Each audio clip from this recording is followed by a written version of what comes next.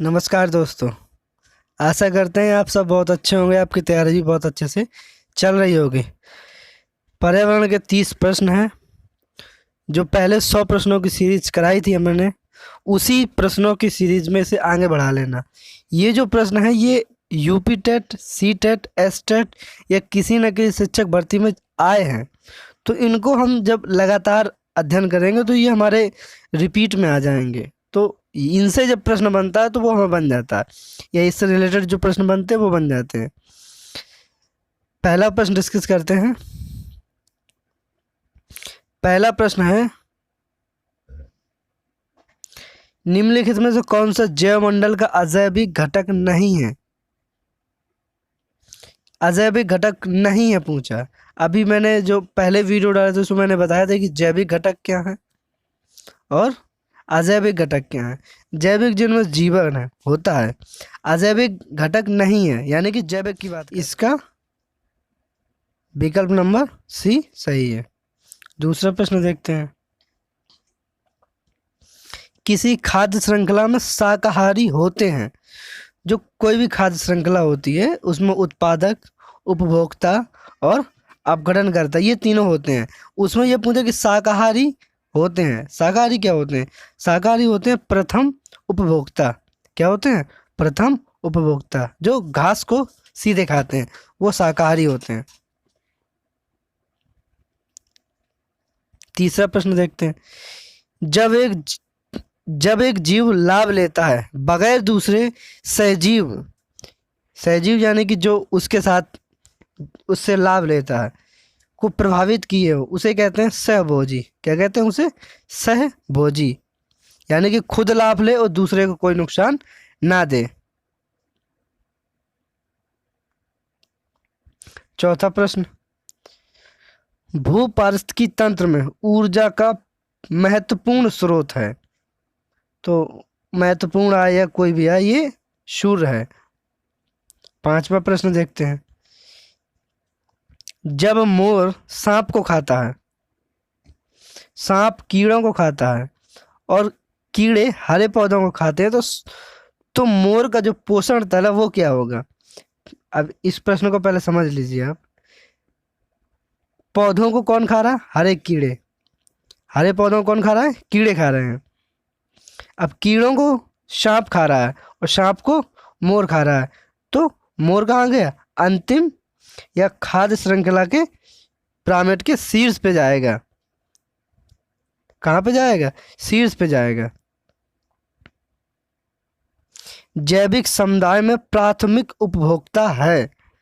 प्राथमिक उपभोक्ता शाकाहारी होते हैं। प्राथमिक उपभोक्ता।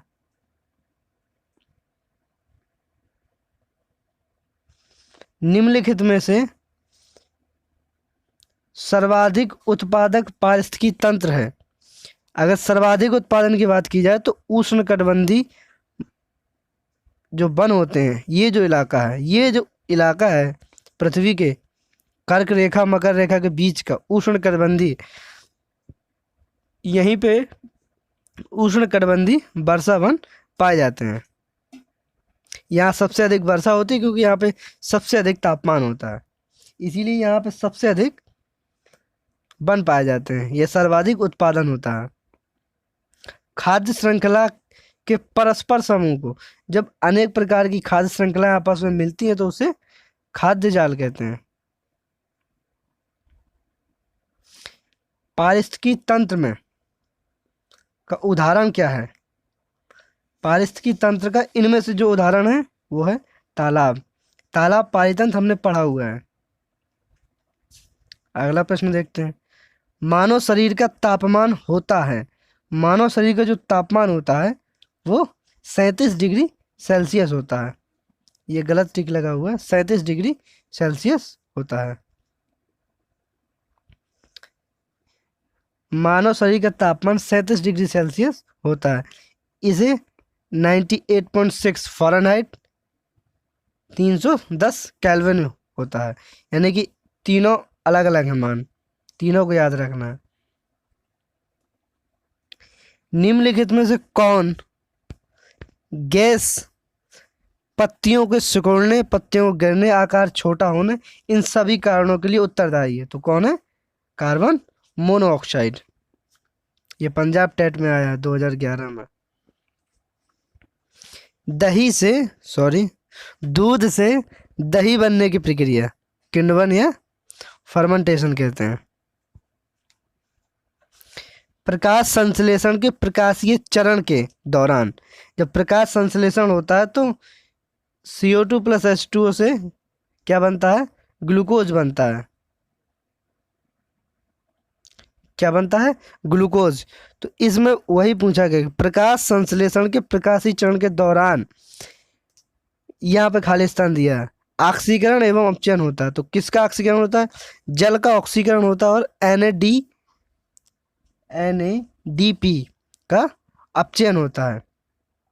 जो जल है, जल से हाइड्रोजन निकल जाते हैं तो इसका ऑक्सीकरण होता है। तो इसका विकल्प 1 सही है, ए सही है।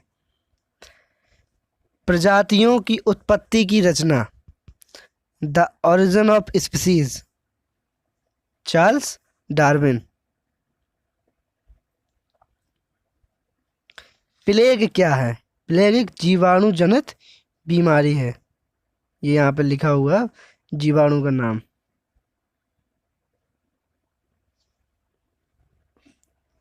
इंसुलिन की प्रकृति होती है। तो इंसुलिन जो होते हैं वो क्या है? इंसुलिन क्या है? एक हार्मोन है और सभी प्रकार के हार्मोन जो होते हैं वो प्रोटीन के बने होते हैं। तो इंसुलिन भी प्रोटीन का बना होगा। सैक या लाइकेन है। तो लाइकेन क्या? कवक और शैवाल का मिश्रण होता है। दोनों जीव आपस में मिले होते हैं, कवक प्लस शैवाल। तो इसे आपस में जब दोनों रहते हैं तो सहजीवी रहते हैं, साथ साथ जीवन बिताते हैं। सिल्वीकल्चर, ये 2013 में यूपी टेट में आया है। सिल्वीकल्चर वन एवं वन्य उत्पादों का अध्ययन किया जाता है सिल्वीकल्चर में। पौधों में अर्धसूत्री विभाजन होता है। तो पौधों में जो पराग कोष होते हैं, उनमें अर्धसूत्री विभाजन होता है। पराग कोशों में, पराग कणों में नहीं होता है, पराग कोशों में होता है। तो इसका विकल्प डी सही है। दही निर्माण हेतु कौन सा सूक्ष्म जीवी उत्तरदायी है? तो इसके लिए लैक्टोबैसिलस उत्तरदायी है। ज्वर नियंत्रक आमतौर पर प्रयोग की जाने वाले औषधि, यानी कि बुखार में जो उपयोग होती है वो है पैरासीटामोल। प्याज, आलू, अदरक क्या है? ये तने हैं। प्याज, आलू और अदरक बहुत अधिक पूछा जाता है। ये प्याज, आलू, अदरक ये सभी क्या हैं? जड़ें हैं, सॉरी तना है। आप ये लिखा हुआ जैसे तने के उदाहरण, जैसे प्रकंद, प्रकंद में कौन कौन आते हैं? हल्दी है, अदरक है। कंद में आलू आ गए, शलकंद में प्याज हो गया, लहसुन हो गया, अरबी। तो ये सब क्या है? ये सब तने हैं, ये सभी तने के उदाहरण हैं। एक कोश की सूक्ष्म जीव है, कौन है? पैरामीशियम है। बीटी का पास क्या है? जहां पे भी बीटी आ जाए वो एक ट्रांसजेनिक हो जाएगा। तो अगर यहाँ पे पौधे की बात है कपास की, तो ये ट्रांसजेनिक पौधा है। बीटी का मतलब है बायोलॉजिकल टेक्नोलॉजी, बीटी।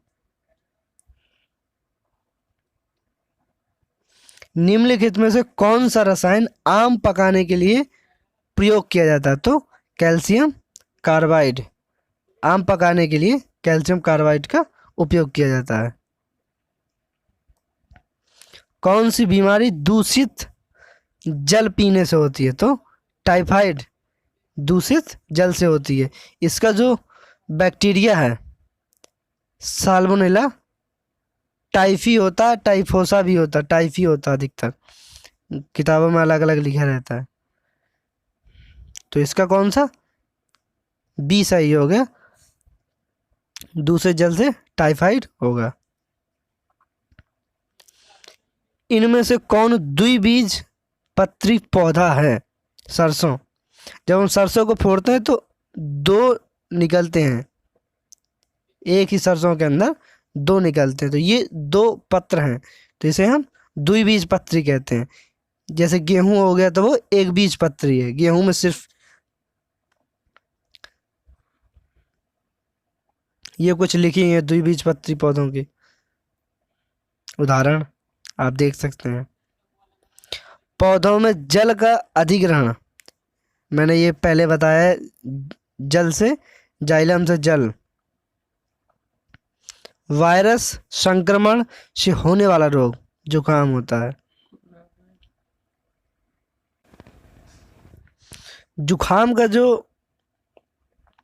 मुख्य वायरस है वो श्वसन तंत्र को प्रभावित करता है। इसका मुख्य जो वायरस है वो है राइनो वायरस। ये लगभग एक सप्ताह के अंदर अपने आप ठीक हो जाता है। एक संक्रामक रोग है, ये सब आप पढ़ लीजिए। समुद्री शैवाल किसका महत्वपूर्ण स्रोत है? तो ये आयोडीन का है। इंपोर्टेंट प्रश्न है। परम ताप पैमाना कौन सा है? तो परम ताप हमेशा केल्विन में मापा जाता है। तो ये आपके 30 प्रश्न कंप्लीट हो गए हैं। आशा करते हैं आपको पूरी तरह सारे के सारे प्रश्न समझ में आए होंगे। अगर किसी भी प्रश्न में कोई समस्या आती है तो आप कमेंट करके बताएं, और अगर हाँ वीडियो अच्छा लगा है तो भी आप कमेंट करके बताएं। मिलते हैं नेक्स्ट वीडियो में, तब तक के लिए धन्यवाद, शुक्रिया।